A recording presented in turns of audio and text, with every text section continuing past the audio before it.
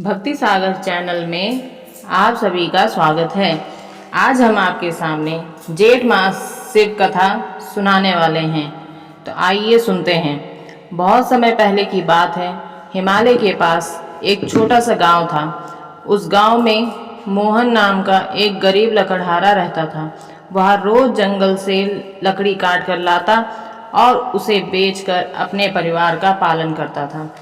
मोहन भगवान शिव का बहुत बड़ा भक्त था।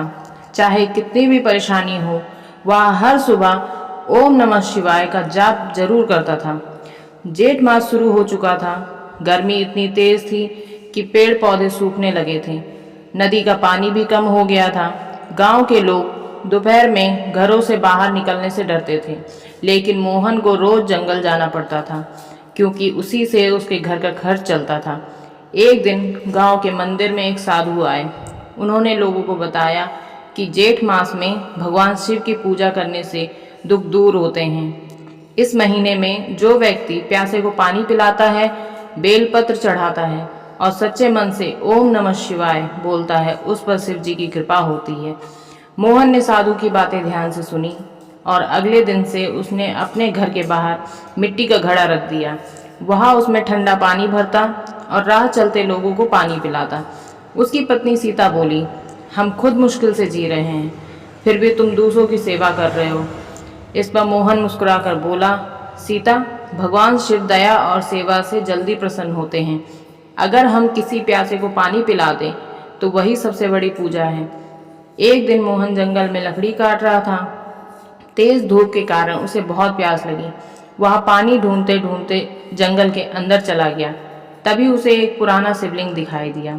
शिवलिंग के ऊपर सूखे पत्ते गिरे हुए थे और आसपास कोई नहीं था।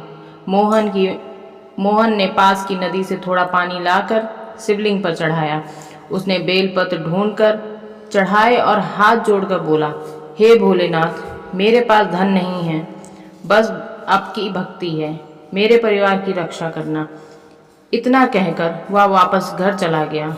उस रात मोहन ने सपना देखा। सपने में भगवान शिव प्रकट हुए। उनके शरीर पर भस्म लगी थी, गले में नाग था और जटाओं से गंगा बह रही थी। शिव जी ने कहा, मोहन, तुम्हारी सच्ची भक्ति से मैं बहुत प्रसन्न हूँ। जेठ मास में तुमने बिना स्वार्थ लोगों को पानी पिलाया और मेरी पूजा की। जल्द ही तुम्हारे दुख दूर हो जाएंगे। सुबह उठकर मोहन बहुत खुश हुआ। उसने यह सपना अपनी पत्नी को बताया। सीता बोली, यह भोलेनाथ का आशीर्वाद है। कुछ दिनों बाद गांव में भयंकर सूखा पड़ गया।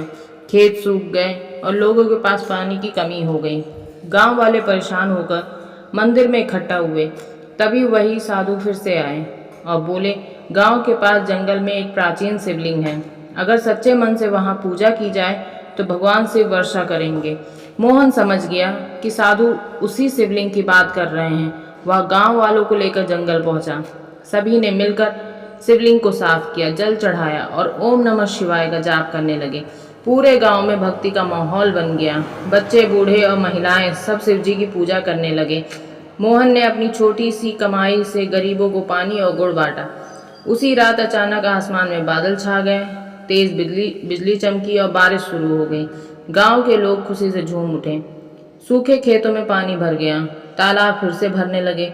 गांव वाले बोले, यह सब मोहन की भक्ति और भगवान शिव की कृपा से हुआ है। लेकिन गांव में रघु नाम का एक लालची व्यापारी भी रहता था। उसे मोहन की इज्जत देखकर जलन होने लगी। वह सोचने लगा कि जरूर जंगल वाले शिवलिंग में कोई चमत्कारी शक्ति है। एक रात वह चोरी छिपे जंगल गया। उसने शिवलिंग के पास रखे पूजा के सामान को फेंक दिया और बोला, अगर सच में शक्ति है तो मुझे धनवान बना दो। अचानक तेज आंधी चलने लगी। पेड़ हिलने लगे।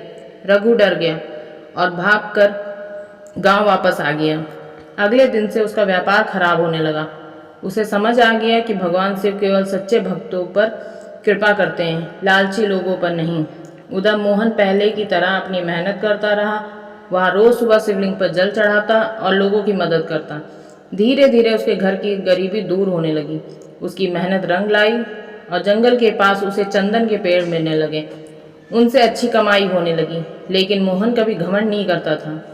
वह हमेशा कहता, यह सब भोलेनाथ की कृपा है। एक दिन गांव में एक बूढ़ी औरत आई।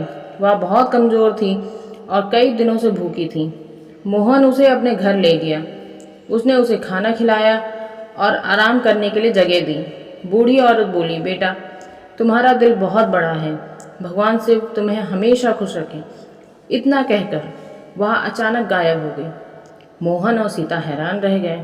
उसी समय मंदिर की घंटियां अपने आप बजने लगी। मोहन समझ गया कि वह कोई साधारण औरत नहीं थी, शायद माता पार्वती थी जो उसकी परीक्षा लेने आई थी। उस दिन के बाद मोहन की जिंदगी पूरी तरह बदल गई। उसके घर में सुख शांति रहने लगी। गांव के लोग भी भगवान शिव की पूजा करने लगे और ज़रूरतमंदों की मदद करने लगे। जेठ मास का आखिरी सोमवार आया। पूरे गांव ने मिलकर बड़ा शिव अभिषेक किया। दूध, दही, शहद और गंगा जल से शिवलिंग का स्नान कराया गया। हर तरफ हर हर महादेव की आवाज़ गूंजने लगी। तभी मंदिर में वही साधु आए। उन्होंने कहा, भगवान शिव को बड़े महलों की जरूरत नहीं होती, वे तो सच्चे मन की भक्ति से ही प्रसन्न हो जाते हैं। जो व्यक्ति जेठ मास में जलदान करता है, गरीबों की सेवा करता है और शिव जी का नाम लेता है, उसके जीवन के कष्ट धीरे धीरे दूर हो जाते हैं।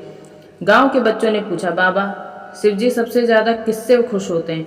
साधु मुस्कुराकर बोले, जो इंसान दूसरों की मदद करता है, घमंड नहीं करता और सच्चे मन से भक्ति करता है, वही शिव जी का प्रिय भक्त होता है।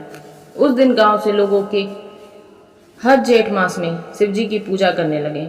वे राहगीरों के लिए पानी रखते, पेड़ लगाते और गरीबों की सेवा करते। कहते हैं कि आज भी उस गांव में जेठ मास आने पर मंदिर में अपने आप घंटियां बजती हैं। लोग मानते हैं कि भगवान शिव आज भी वहां अपने भक्तों की रक्षा करते हैं। तो इस प्रकार कथा से हमें यह शिक्षा मिलती है कि जेठ मास में भगवान शिव की पूजा, जलदान और सेवा करने से मन को शांति मिलती है। सच्ची भक्ति, दया और अच्छे कर्म ही भगवान को सबसे प्रिय हैं। तो सब मिलकर बोलिए, हर हर महादेव। चैनल को लाइक और सब्सक्राइब अवश्य कर देना। बोलो हर हर